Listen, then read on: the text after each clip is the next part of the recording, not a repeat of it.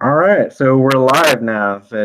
I'm Raul, and here with me live is Yunquan Qin from Kapap Academy, Singapore. She's in Singapore. I'm here in LA, and so Yunquan, we got to kind of give like the general audience who might not know you a little bit of an introduction here.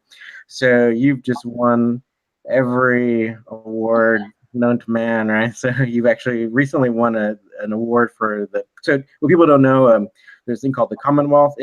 Just in case you don't know, so it's kind of an associated group of countries that's still associated with England, and so Commonwealth wide, the Queen of England gives an award to very special. Very special people, all right. So you just won the Queen's Award last year, right? And you went to England to meet the Queen of England as well. Can you tell us a little bit about that? Yeah, happy to. I'm the Teens Young Leader Award winner for 2017.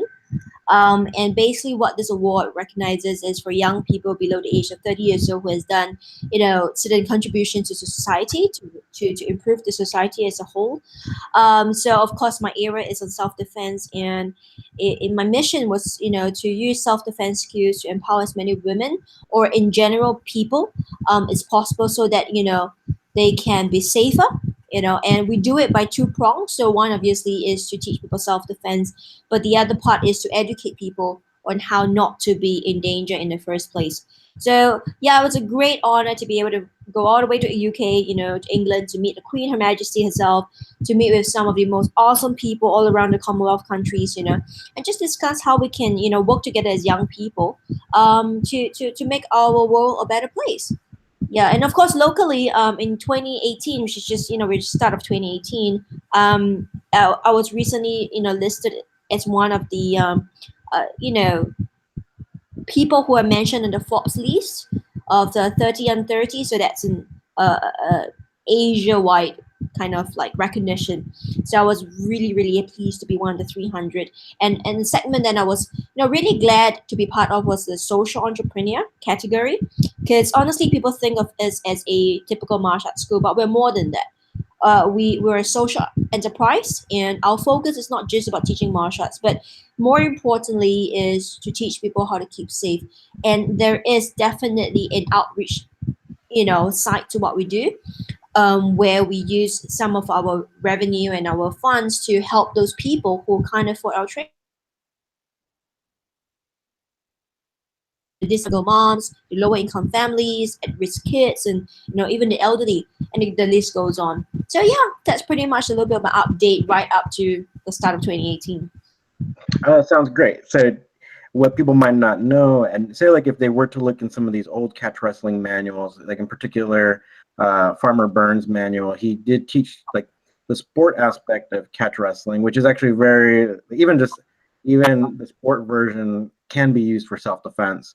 But he also added some extra self-defense techniques like against like knife and gun and stuff. So I know that your school particularly likes catch wrestling because of that aspect where like catch wrestling can be easily used as a self-defense style. Can you kind of give me some details as to like how you and your school came to that conclusion?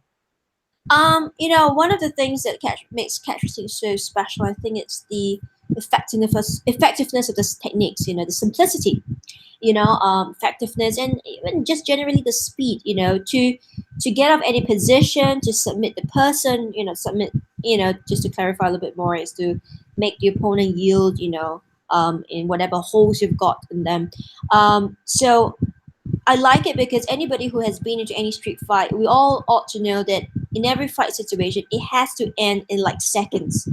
You really don't have the time to, roll on the ground with the person, and spend minutes on the ground with the person. You want to go do it, get out of it fast as possible, hurt the guy if necessary, and boom, you're out of there. So that's one of the reasons why we've incorporated catch wrestling within our system. Because, for example, if I were to teach a woman how to get out from, say, a typical rape position, I wouldn't want her to spend minutes on the ground with her her alleged rapist. I will want her to get out of it as soon as possible.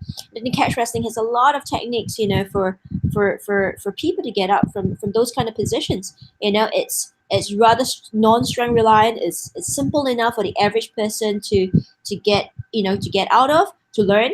And that's why in our even in our basic level of self-defense, we typically do like a 10 module session. We dedicate one particular module on teaching people on how to get out, from different ground attacks, whether it's rape, it's being choked out, or it's being punched in the face on the ground. We use catch wrestling techniques to teach people how to get out of it. Yeah, that's awesome. And that's the thing. It's like, so I know that you have kind of studied a variety of martial arts, and your system that you've created, you try to incorporate a lot of what's most effective. So I think it's remarkable that you've decided that catch wrestling is one of the most effective styles that your school actually really tries to incorporate in the self-defense. I think that really is like a testament to like the what catch wrestling can do, not just in a sports situation, but also in a real life self-defense situation.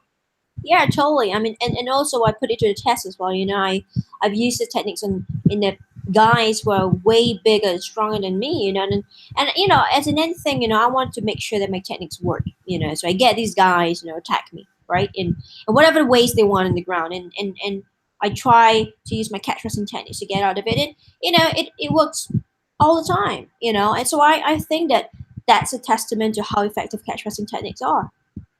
That's wonderful. Then, so you mentioned that you guys teach in modules, so it's like more from a beginner student with no martial art background to a more advanced student. At what point do you incorporate some of the catch wrestling techniques? Like, do you think a beginner can learn some of the principles? Oh yeah, definitely. For example, just basic principles of just trying not to stay on the ground on your backs too long, because obviously that's not a good way to survive a street attack. As I mentioned, self defense or rather street attacks, are over in like seconds. You don't really want to be in your backs, doing all kinds of different stuff. Get out of there fast, do what you need to do, boom. So right from the start in basic self-defense, in one of the modules in basic self-defense is dedicated to ground defense itself. That's awesome. So, do you feel uh, like some of the catch wrestling principles or catch wrestling techniques, like is that pretty much one of like the major part of that module? Yes, definitely. So position is one of them. Teaching them to know what positions are better for them, teaching them how to, if you want to hurt the guy, what the most effective ways of hurting the guy. Obviously, for example, for a girl, I would not advocate punching, the guy, especially from not from a bottom up situation, because that's what most girls would do. They struggle, they use their hands to scratch the guy or to punch the guy in the face. But honestly, being a weaker sex, I mean, as in physically weaker, we aren't able to have that much impact on a big strong guy. But with some of the capturing technique where we focus on, for example, some of the locks, double wrist locks, hammer locks, neck cranks, and all that kind of stuff, is against joints that no matter how big a guy is, he's still gonna feel it. And these are some things that we teach women to focus on rather than just wildly trashing the arms, trying to hurt the guy just by beating them with the arms. Yeah, so yeah, that's like you're basically taking someone who's completely untrained and giving them some principles and techniques that can actually make their escape more effective, right? Exactly. Yeah, because I think what people might not understand about self-defense is there's a lot of laws in every country that are somewhat similar, right? They really, like, you can defend yourself to an extent, but once you start getting an advantage, then you can become the criminal in that instance, right? So, can you kind of explain that to people? Okay, so like a lot of people would assume like, okay, so if somebody were to attack me and say, let's just say if somebody verbally abused me, okay, or even for that matter, he spits into my face, the natural reaction of a lot of people will be, oh, he spits into my face, I punch him in the face, or slap him across the face. But they don't understand that there are certain laws that are set in place that on what you can or cannot do up to a certain point. So if a guy, for example, goes beyond just verbal assault, let's say he physically assaulted me, okay? Now I can hurt him to a certain extent, but I definitely cannot commit murder. I can't kill him just because I say he attacked me first. So we must in our school we teach people whatever you do, you have it has to be justified. You know, you can't kill a person no matter how severe it is. For example, we had a recent case in Singapore. One guy was being attacked by two guys with knives, and this one guy was able to, for whatever reason, was able to take one knife away from the attacker, and instead of just running away, he went back and he actually used the knife to stab one of his attackers, and because of that he got jailed for 6 weeks. Now of course people would say that, well, he is the victim here, why would he be jailed for 6 weeks if he's reacting in self-defense? There you go. All right, is what we call an excessive use of force. So going back to catch wrestling, what I really like about it is that you have the control and the power to decide how much you want to hurt the person. I mean, it's not like if I punch the guy, I punch the guy. I can't just pull back, midway or something like that. It's difficult to control strikes and kicks. But when it comes to submissions, it's really up to you.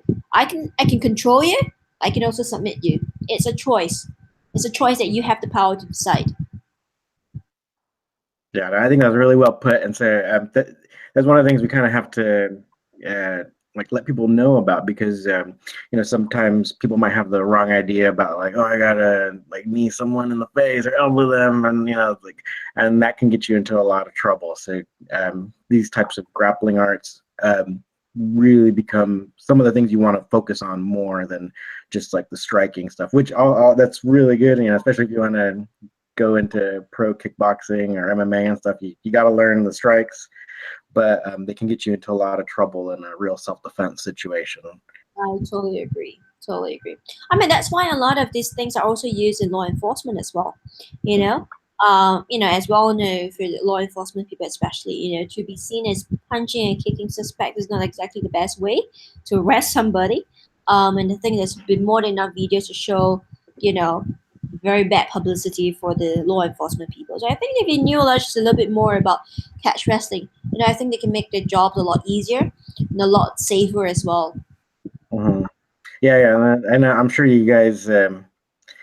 Well, I've seen some examples of some of the police apprehensions in Asia or even Singapore, right? And, and they've had some difficult times restraining people. But I mean, but then compare and contrast that to like what you in Singapore are seeing in the news about United States law enforcement really brutalizing a lot of people or using a lot of strikes and like chokeholds and stuff. And so I think there's a lot law enforcement around the world could be incorporating to make their jobs even relatively easier if they know how to control someone with even less people. Like if one person is really good at controlling someone, other people could be doing other things as instead of. What I'm thinking about is like that. Wasn't there one situation in Singapore? I think it was in the airport Oh where yeah, yeah, it took like was it like I don't know how many guys it took to hold one guy down.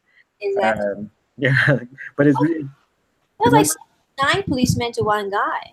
Yeah, yeah. So I think around the world, if law enforcement can incorporate some of these basically real fundamental wrestling techniques, it can like so like you wouldn't need 9 officers to hold down one person, um, and we wouldn't necessarily be like having officers like choking people to death and stuff. So they would know other ways of restraining people without, with more control. So without potentially killing them or breaking ribs or anything like that. Yeah, I agree. And also I think that the techniques are effective so that even if the police officer is a smaller person, compared to whoever they want to restrain. I think the effectiveness of the catch wrestling techniques allow a smaller person to control even a bigger guy. I think that's amazing about it as well. Yeah. All right. Well, can you give us an update about what some of the things you're going to be doing, or like actually, I know you recently went to Indonesia, and can you tell us about like these your outreach programs? Yeah, so I mean, the plans for 2018 is to really, start to go beyond Singapore. I know we have talked, for a while now, but it's all about getting the resources together, getting the time, and just getting the right timing just to go. And my first stop in 2018 was in Indonesia. It was to teach a bunch of, churchgoers on how to keep safe in a place like Indonesia. Other stops that I have in mind will include places like India. We are actually on a more serious level going to go into certain countries that we have targeted, and one of them will be places like Australia. So we have recently bought a few properties there where it's going to be one of our home base where we can, run programs in Australia on a more regular basis. And perhaps even in China as well, and of course in Malaysia, given that it's a very neighboring country. So what we're saying is that I think in 2018 it's going to be a very exciting year because we are finally going to go overseas to go to places where I truly believe self-defense is something that the people there need. Yeah. So it's just really really exciting on our side. Oh, that's awesome.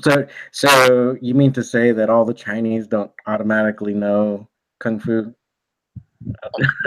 Well, no, not really. Isn't that the stereotype everyone says, right? So yeah, you're here to break some stereotypes, right? They still need self defense in Yeah, China. that's right. That's right. Well, I'm breaking my own stereotype as well. Women leading a self defense school. Who would have thought?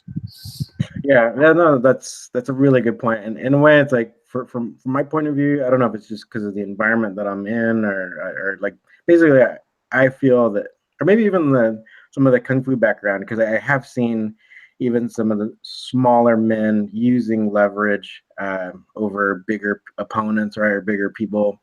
Um, Same thing happens in wrestling, and actually, there is a pretty famous example in catch wrestling because Tom Jenkins, the former world champion wrestler, he ended up teaching at West Point, and so then recently, one of the letters from the one of his students, one of the soldiers, resurfaced where he wrote a letter talking about how the wrestling coach Tom Jenkins would always make the smaller man wrestle the larger man. So, and then the soldier then said that because this was done, then it actually helped embolden like all the soldiers because they felt like, especially like the smaller guys, they felt like yeah they with proper technique and training, then they could definitely take on and beat larger opponents. Um, so in a way, in my mind, I do feel like fighting or grappling and stuff like it's almost kind of an equalizer in a way. I mean, strength and conditioning and stuff does play a part, but I do believe that, like, say, a very well trained woman could definitely beat, a man, definitely. And it's like, I've been meeting some of these high level wrestlers too, women, some Olympians and stuff, and it's like, yeah, and for a fact they, they can definitely beat a lot of guys, you know. Totally, totally. And that's why I'm a strong advocate for like women empowerment as well. Because I think a lot of women, I think even in Asia, I think especially in Asia, is that we still have the mindset that a lot of women still think of themselves as what do you call it? Like they almost give in to the fact that if ever a street attack were to happen, they are like a goner. Like there's no point in defending yourself. You're gonna lose anyway. And I'm trying to change that mindset. I'm trying to show them that no, with proper techniques, you can definitely defend yourself. You just got to learn how. That's all. Mhm. Yeah, that is the whole fear aspect, and because if you don't train, then you'll probably just freeze up if someone ever attacks you on the street. So that's why it is important to take classes like your class, to get used to these stressful situations so you don't just freeze, right? Exactly, totally. And then that's one thing that I think the women in Singapore, especially, don't not used to it because we're such a safe country. It's literally like aggressions just all the time. And I'm thankful for that. But at the same time, knowing that a lot of my people are going overseas for all sorts of reasons, studies, business trips, leisure, whatever not, and knowing that by going overseas, their risk is just higher, and yet at the same time, they're not prepared for such aggression or violence. And that is the worrying part. Mm. All right. Okay. Well, thank you very much for chatting with me. No worries, it's always a pleasure chatting with my friend. Okay, can you tell everyone what your website is or how to get in touch with you? Yeah, so if you wanted to get in touch with us, we have our website will be www.kapapsingapore.com, and Kapap is spelled as Kapap. We have a Facebook page, which is Kapap Academy Singapore, an Instagram account, which is Kapap Academy SG, and finally, a YouTube channel, which is KAPAPSG. So lots of cool videos, and we're gonna churn out more videos. Me and Raul, that's our plan in time to come. Yeah, more videos, for anybody who wants to watch it and learn something from it as well. All right. Well, thank you very much. Thank you. All right. Bye bye. Bye.